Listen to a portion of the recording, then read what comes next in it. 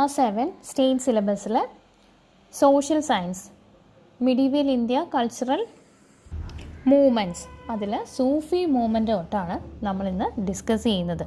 അപ്പോൾ നമുക്ക് പാഠഭാഗത്തിലേക്ക് കടക്കാം. Sufi movement. Jalaluddin Khilji, the sultan of Delhi, wield his desire to Amir Khusrau to meet Sheikh Nizamuddin Auliya. Delhi സുൽത്താനായ ജലാലുദ്ദീൻ ഖിൽജി അമീർ ഖുസ്രുവിനോട് ഷെയ്ഖ് നിസാമുദ്ദീൻ ഔലിയയെ കാണാൻ ആഗ്രഹം പ്രകടിപ്പിച്ചു. The Sultan insisted that the meeting should be kept secret as Auliya would refuse to meet him if he comes to know about it. പക്ഷേ ഈ സന്ദർശന വിവരം ഔലിയയെ അറിയാൻ പാടില്ല, അറിഞ്ഞാൽ സമ്മതിക്കില്ലെന്ന് സുൽത്താൻ അറിയാം. But Khusru told this to Auliya. Auliya, who did not like to meet rulers, travelled far on the day of the visit. എന്നാൽ ഖുസ്രു ഇക്കാര്യം ഔലിയോട് പറഞ്ഞു. ഭരണാധികാരികളെ കാണാൻ ഇഷ്ടപ്പെടാത്ത ഔലിയ സന്ദർശന ദിവസം ദൂരത്തേക്ക് യാത്ര പോയി. On reaching the khanqah, the king could not see the Sheikh and became angry with Khusrau. You were deceiving the sultan, weren't you? ഖാൻഖാറിലെത്തിയ രാജാവ് ഷെയ്ഖിനെ കാണാനാകാതെ ഖുസ്രുവിനോട് ദേഷ്യപ്പെട്ടു. നിങ്ങൾ സുൽത്താനെ ചതിക്കുകയായിരുന്നില്ലേ? Khusru replied, if I deceive the king, only my life in this world will end. But if I cheat my sheikh, I will lose the immortal afterlife too. Khusrau മറുപടി പറഞ്ഞു, രാജാവിനെ ചതിച്ചാൽ എൻ്റെ ഈ ലോകത്തെ ജീവിതം മാത്രമേ അവസാനിക്കൂ. പക്ഷേ എൻ്റെ ഗുരുവിനെ ചതിച്ചാൽ അനശ്വരമായ മരണാന്തര ജീവിതം തന്നെയാകും എനിക്ക് നഷ്ടമാവുക.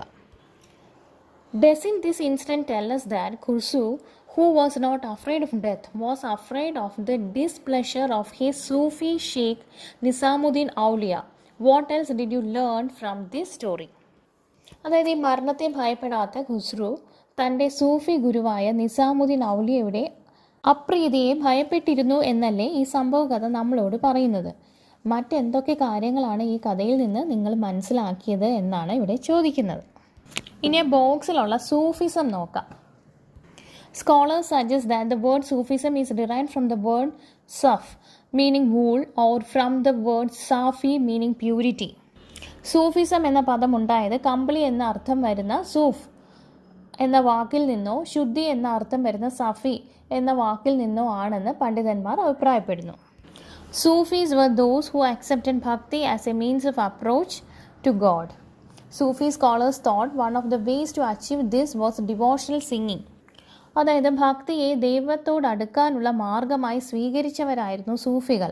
അതിനുള്ള ഒരു വഴി ഭക്തി ഗാനാലാപനമാണെന്ന് സൂഫി വര്യന്മാർ കരുതി. They traveled among the common people and propagated Sufi principles.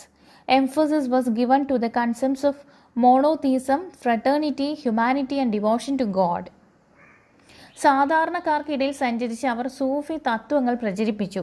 ഏകദൈവ വിശ്വാസം, സാഹോദര്യം, മനുഷ്യസ്നേഹം, ദൈവത്തോടുള്ള സമർപ്പണം എന്നീ ആശയങ്ങൾക്ക് അവർ എന്ത് ചെയ്തു? പ്രാധാന്യം നൽകി. Sufism is N Islamic devotional movement which originated in central Asia. അതായത് മധ്യേഷ്യൻ പ്രദേശങ്ങൾ രൂപം കൊണ്ട ഇസ്ലാമിക ഭക്തി പ്രസ്ഥാനമാണ് Sufism. The rulers here began to pay more attention to worldly pleasures like wealth, power and luxurious life. ഇവിടങ്ങളിലെ ഭരണാധികാരികൾ സമ്പത്ത്, അധികാരം, ആഡംബര ജീവിതം തുടങ്ങിയ ലൗകിക കാര്യങ്ങളിൽ കൂടുതൽ ശ്രദ്ധിക്കാനായിട്ട് തുടങ്ങി. It was against such trends that the Sufi movement emerged. The Sufi movement reached India by the 12th century CE. ഇത്തരം പ്രവണതകൾക്കെതിരാണ് സൂഫി പ്രസ്ഥാനം. 12ാം നൂറ്റാണ്ടോടെ ഇന്ത്യയിലേക്ക് സൂഫി പ്രസ്ഥാനം എത്തിച്ചേർന്നു. Among the 12 Sufi sects known as Silsilas and Chishti and Suhrawardi silsilas reached India. സിൽസിലകൾ എന്നറിയപ്പെടുന്ന 12 സൂഫി വിഭാഗങ്ങളിൽ ചിസ്തി, സുഹ്രവർദി എന്നീ സിൽസിലകളായിരുന്നു ഇന്ത്യയിൽ എത്തിച്ചേർന്നത്. The Sufi masters were the ones who gave importance to spiritual life, abstaining from luxurious life. ആത്മീയ ജീവിതത്തിന് പ്രാധാന്യം നൽകി ആഡംബര ജീവിതത്തിൽ നിന്ന് ഒഴിഞ്ഞു നിന്നവരാണ് സൂഫി ഗുരുക്കന്മാർ. The Sufi master was called pir, sheikh and his followers were called pir. സൂഫി ഗുരുവിനെ പീർ, ഷെയ്ഖ് എന്നും അനുയായികളെ മുരീദ് എന്നും വിളിച്ചിരുന്നു. The Khanqahs, where the Sufis reside, were the social centers of the times. സൂഫികളുടെ താമസ സ്ഥലങ്ങളായിരുന്ന ഖാൻഗാറുകൾ അക്കാലത്തെ സാമൂഹിക കേന്ദ്രങ്ങളായിരുന്നു. Qawwalis are devotional songs rendered in a special chanting style called sama in the Sufi centers. സൂഫി കേന്ദ്രങ്ങളിൽ സമ എന്ന പ്രത്യേക ഗാനാലാപന ശൈലിയിൽ ആലപിച്ചിരുന്ന ഭക്തിഗാനങ്ങളാണ് ഖവാലികൾ. During the Sultanate and Mughals period, Sufis were able to bring about unity among different religious sects. അതായത് sultanate period അതുപോലെ മുഗൾ കാലഘട്ടങ്ങളിൽ വിവിധ മതവിഭാഗങ്ങൾക്കിടയിൽ ഐക്യമുണ്ടാക്കാൻ സൂഫികൾക്ക് സാധിച്ചിരുന്നു. Major Sufi masters in India and the regions related to them are given below. അല്ല ഷെയ്ഖ് ഷിഹാവുദ്ദീൻ സുഹ്വർദി സിൽഹറ്റാണ്. അടുത്തതായിട്ട് ഷെയ്ഖ് നിസാമുദ്ദീൻ ഔലിയ ഡൽഹി. അടുത്തതായിട്ട് ഖ്വാജ മൊയിനുദ്ദീൻ ചിസ്തി അജ്മീറാണ്. ഇനി അടുത്തതായിട്ട് growth of vernacular language. Bhakti Sufi propagators use vernacular languages to spread their ideas among common people. Vernacular language എന്ന് വെച്ചാൽ പ്രാദേശിക ഭാഷയുടെ വളർച്ചയാണ്. സാധാരണക്കാർക്ക് മനസ്സിലാകുന്നതിന് വേണ്ടി ഭക്തി സൂഫി പ്രചാരകർ പ്രാദേശിക ഭാഷകളാണ് ആശയ പ്രചാരണത്തിന് വേണ്ടിയിട്ട് ഉപയോഗിച്ചത്. This led to the growth of regional languages. Many devotional poems were composed in languages like Tamil, Punjabi, Bengali, Marathi, Telugu, Kannada, Malayalam, etc. ഇത് പ്രാദേശിക ഭാഷകളുടെ വളർച്ചയ്ക്ക് കാരണമായി. തമിഴ്, പഞ്ചാബി, ബംഗാളി, മറാത്തി, തെലുങ്ക്, കന്നഡ, മലയാളം തുടങ്ങിയ ഭാഷകളിൽ ധാരാളം ഭക്തികാവ്യങ്ങൾ രചിക്കപ്പെട്ടു. Many other literary works in vernacular languages were also composed. Urdu, a combination of Persian and Hindi, is an example of India's cultural integration. കൂടാതെ പ്രാദേശിക ഭാഷകളിൽ ധാരാളം സാഹിത്യ കൃതികൾ ഉണ്ടായി. പേർഷ്യനും ഹിന്ദിയും ചേർന്നുണ്ടായ ഉറുദു ഇന്ത്യയുടെ സാംസ്കാരിക സമന്വയത്തിന് ഉദാഹരണമാണ്. Amir Khusrau was one of the most prominent writers of the Urdu language during this period. Kabir's dohas enriched the Hindi language. ഇക്കാലത്ത് ഉറുദു ഭാഷയിലെ ഏറ്റവും ശ്രദ്ധേയനായ എഴുത്തുകാരനായിരുന്നു അമീർ ഖുസ്രു. കബീറിൻ്റെ ദോഹകൾ ഹിന്ദി ഭാഷയെ സമ്പന്നമാക്കി. Mahabharata, Ramayana and other works have been translated into various regional languages. This led to the rejuvenation of language and literature. Mahabharatam, Ramayanam എന്നിവയും മറ്റു കൃതികളും വിവിധ ഭാഷകളിലേക്ക് വിവർത്തനം ചെയ്യപ്പെട്ടു. ഇത് ഭാഷയ്ക്കും സാഹിത്യത്തിനും ഉണർവ് ഉണ്ടാക്കി. അടുത്തതായിട്ട് major literary works and authors in vernacular languages. അതായത് പ്രാദേശിക ഭാഷകളിലുണ്ടായ പ്രധാന സാഹിത്യ കൃതികളും രചയിതാക്കളുമാണ് ബോക്സിനുള്ളിലുള്ളത്. അതിലാദ്യത്തേത് വെർനാക്കുലർ ലാംഗ്വേജായ തമിഴ്. ലിറ്റററി വർക്ക് 4000 ദിവ്യ പ്രബന്ധം, തിരുമുറൈകൾ. അത് എഴുതിയത് അൾവാസ് ആൻഡ് നായനാർസ്. അടുത്തത് കന്നഡ, വജൻസ്.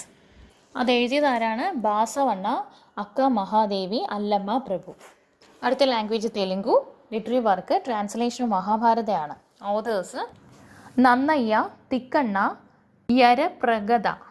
അടുത്ത ലാംഗ്വേജ് ബംഗാളി. ലിറ്റററി വർക്കിൻ്റെ പേര് ഗീത ഗോവിന്ദ. ഓതർ ജയദേവ. അടുത്ത ലാംഗ്വേജ് ഹിന്ദി. പത്മാവത്, മൗലിക് മുഹമ്മദ് ജെയ്സി. അവസാനമായിട്ട് മലയാളം. ജ്ഞാനപ്പാന, അധ്യാത്മരാമായണം കിളിപ്പാട്ട്, മുഹ്യുദ്ദീൻ മാല. എഴുതിയത് ആരൊക്കെയാണ്? പൂന്താനം, തുഞ്ചത്ത് രാമാനുജൻ എഴുത്തച്ഛൻ, ഖാസി മുഹമ്മദ്. അടുത്തതായിട്ട് influence of Bhakti Sufi ideas. What were the changes happened in the society as a result of Bhakti Sufi movements. എന്താണ് ഭക്തി സൂഫി പ്രസ്ഥാനങ്ങളുടെ പ്രവർത്തന ഫലമായിട്ട് സമൂഹത്തിൽ എന്തെല്ലാം മാറ്റങ്ങൾ ഉണ്ടായി കാണും എന്നാണ് ഒരു ചിത്രം തന്നിട്ടുണ്ട്. Influence of Bhakti Sufi ideas ആണ്, ഭക്തി സൂഫി ചിന്തകളുടെ സ്വാധീനമാണ്. അതിലെന്തൊക്കെയാണെന്ന് നോക്കാം. റിലീജിയസ് ടോളറൻസ് ഉണ്ട്, മതസഹിഷ്ണുതയുണ്ട്. ആറ്റിറ്റ്യൂഡ് എഗെയിൻസ്റ്റ് കാസ്റ്റ് ഡിസ്ക്രിമിനേഷൻ, ജാതി വിവേചനത്തിനെതിരെയുള്ള മനോഭാവമുണ്ട്. പിന്നെ മൂന്നാമതായിട്ടുള്ളത് attitude to question imposed customs, അടിച്ചേൽപ്പിക്കപ്പെട്ട ആചാരങ്ങളെ ചോദ്യം ചെയ്യാനുള്ള മനോഭാവം. The medieval Indian society was characterized by severe hierarchical issues and social inequalities. അതായത് മധ്യകാലഘട്ടത്തിൽ ഇന്ത്യൻ സമൂഹത്തിൽ പൊതുവെ കടുത്ത ഉച്ചനീചത്വങ്ങളും സാമൂഹിക സമത്വങ്ങളും നിലനിന്നിരുന്നു. The political and social conditions of that time were discussed in the previous chapter. അതായത് അക്കാലത്തെ രാഷ്ട്രീയ സാമൂഹിക അവസ്ഥകളെക്കുറിച്ച് നമ്മൾ മുൻ ചാപ്റ്ററിൽ ചർച്ച ചെയ്തിട്ടുണ്ടായിരുന്നു. ഇൻ ദിസ് കോണ്ടെസ്റ്റ്, അതായത് ഈ സാഹചര്യത്തിൽ, Bhakti Sufi movements have played a critical role in reducing conflicts, bringing people together and creating an atmosphere of peace and harmony. മനുഷ്യരെ ഒരുമിപ്പിച്ച് സംഘർഷങ്ങൾ കുറച്ച് സമാധാന അന്തരീക്ഷം സൃഷ്ടിക്കുന്നതിൽ ഭക്തി സൂഫി പ്രസ്ഥാനങ്ങൾ വലിയ പങ്ക് വഹിച്ചിട്ടുണ്ട്. These movements were successful in bringing the ideas of different religions to the common people. The influence of Bhakti and Sufi ideas helped people belonging to different castes and religions to coexist. വ്യത്യസ്ത മതങ്ങളിലെ ആശയങ്ങൾ സാധാരണക്കാരിലേക്ക് എത്തിക്കാൻ ഈ പ്രസ്ഥാനങ്ങൾക്ക് കഴിഞ്ഞു. വിവിധ ജാതി മതവിഭാഗങ്ങളിൽ ഉൾപ്പെട്ടിരുന്ന ജനങ്ങൾക്ക് സഹവർത്തിത്വത്തോടെ കഴിയാൻ ഭക്തി സൂഫി ആശയങ്ങളുടെ സ്വാധീനം സഹായകമായി. The hallmarks of modern Indian society such as communal harmony, unity in diversity, fraternity, equality and pluralism have evolved from the influence of Bhakti Sufi movements. ആധുനിക ഇന്ത്യൻ സമൂഹത്തിൻ്റെ മുഖമുദ്രകളായ സാമുദായിക സൗഹാർദ്ദം, നാനാത്വത്തിൽ ഏകത്വം, സാഹോദര്യം, തുല്യത, ബഹുസ്വരത തുടങ്ങിയവ ഭക്തി സൂഫി ആശയങ്ങളുടെ പ്രേരണയിൽ നിന്ന് രൂപം കൊണ്ടവയാണ്. അപ്പോൾ നമ്മുടെ ചാപ്റ്റർ ഇവിടെ കഴിഞ്ഞു. വീഡിയോ ഇഷ്ടമായെങ്കിൽ ലൈക്ക് ചെയ്യുക, സബ്സ്ക്രൈബ് ചെയ്യുക. Thanks for watching.